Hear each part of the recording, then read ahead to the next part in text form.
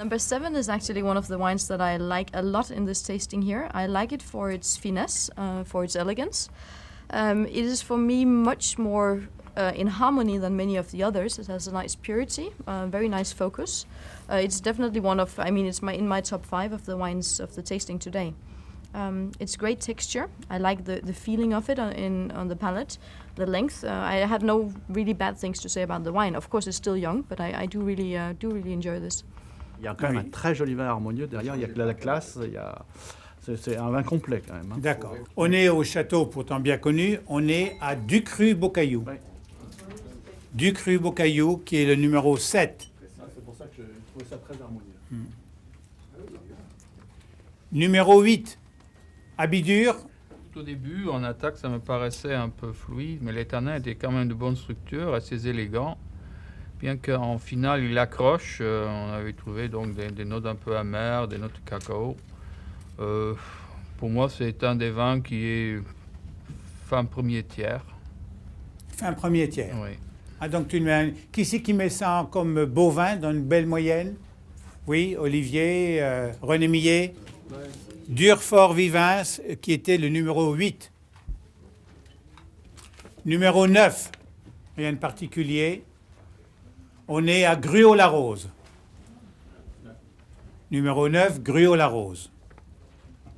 C'est le mieux que je pensais. Numéro 10, René Millet. Pas mal, aussi deuxième tiers, quoi. Assez équilibré, mais pas grand-chose à en dire de super négatif, quoi. Pas mal, sans plus. Sans plus, oui. Bonne moyenne, bonne moitié, etc. Moi j'ai bien aimé. Je Premier trouvais tiers aussi. il avait une très bonne profondeur, il avait Oui. du gras, il avait un jambage qui était vraiment bien resserré. Les raisins étaient assez mûrs sans être trop confits. Mais ce qui me plaît, c'est qu'il y avait de la générosité et du vineux. En bouche, il est assez marqué par les tanins, mais comme la richesse et l'opulence étaient au rendez-vous, je pense que c'est un vin qui actuellement se goûte un peu ferme, mais il a un très bel avenir devant lui. On est à Montrose. Ah bah oui, normal. On est à Montrose C'est avec le numéro Saint-Estèphe 10. type. Avec, ici, Oui. avec sa masse tannique. Oui, Donc tout à fait, 15 ans pour qu'il se rouvre un peu. Quoi. Numéro 11, Jacques Perrin. Il y a un joli jus. Meilleure note, Christian Roger. À un point près, c'est À un point pro. Grande expression de Cabernet Sauvignon de Saint-Julien. J'adore ça. Très élégant. Oui. On est à Rosan-Ségla. Dans la dégustation. Ah oui, Cotta. Après Château Margaux. Mais là, aujourd'hui, je le trouve meilleur que Château Margaux. D'accord. Numéro 12. Moi, le 12, il fait partie de la même... Enfin, pas la même lignée, mais ça fait partie des vins de mon premier tiers avec le 11. Des vins qui ont cette harmonie, cet équilibre, cette densité, et qui fait qu'il y a un petit élément qui n'est pas encore là, qui fait qu'il n'est pas ouvert de la même manière que le précédent. Voilà. C'est un vin plus dans tout, sur tous les composants. La richesse, les tanins, la matière, aussi le bois. C'est quand même un vin impressionnant. Hein. Oui. Mais il y a Mais quand ça même du correspond vin. bien à Il y a du l'étiquette vin. de ce que vous dites. Hein. On est à Pichon-Baron. On est à Pichon-Baron. Numéro 14, Serge Dups. 14. Ce que j'ai bien aimé, c'est la robe, elle était vive, elle était alerte.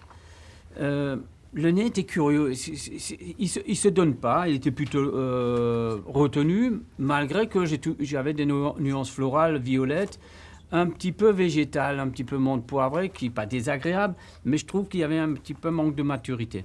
Et on est à Rosan-Gassy. On est à Rosan-Gassy. Un peu de brette, ouais. Numéro 15, Michel Béthane. Très belle tenue, beaucoup de noblesse, beau tanin, belle longueur. Moi, j'aime beaucoup ça. Voilà. Aujourd'hui, je l'ai très bien goûté. Voilà. Caroline. Moi, je lui avais mis une super note et puis je l'ai rebaissé après en pensant que je m'emballais un peu trop sur le vin. Mais il fait partie de mon Bien. premier tiers. Il va t'aimer, le propriétaire. Mais Bien. voilà. Donc du coup, mais c'était mon premier coup de cœur et après je me suis dit peut-être que je vais trop... Parce que j'avais un peu de dépôt en plus dans mon verre, je me suis dit peut-être que je m'emballe un peu trop. Donc j'ai Il ne faut pas freiner tes passions comme ça. Ouais, mais bon. Laisse-les s'exprimer, ma belle. Ce côté digeste et ce côté vraiment homogène lui donne une sensation de plaisir immédiat qui est assez intéressante.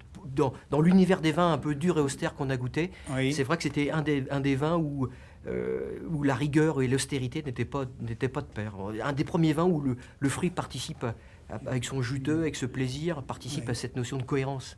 C'est un vin qu'on aurait pu prendre pour le déjeuner, par exemple. D'accord. René Millet, tu es bien d'accord? C'était le meilleur aujourd'hui, quoi. Ah, pour toi, c'était le meilleur aujourd'hui? Oui. D'accord, ok. On est à Poix-Ferré, Léoville, Poix-Ferré. Monsieur Cuvelier va être tout content. Vin numéro 16, Olivier Poussier. La texture est assez charnue. Le milieu de bouche est correct. Bon, c'est une finale un peu courte, un peu étriquée, un petit peu sur la finale tannique. On est à Pichon-Comtesse. Numéro 17, Philippe Bourguignon. Il était sombre, dense, profond. Le nez est évident. Notion de raisin mûr. Le bois est bien intégré. C'est en rondeur, c'est pulpeux. C'est flatteur. Je sais pas, j'ai beaucoup aimé. Tu as beaucoup aimé? Oui. Olivier, tu as beaucoup aimé? C'est un joli vin. Joli vin. Très glamour, très Voilà. Moi aussi, j'avais dit. Oui. J'avais reconnu Mouton, mais donc, il a un très beau fruit au nez. Oui. Mais donc, c'est un vin avec le truc, j'ai dit.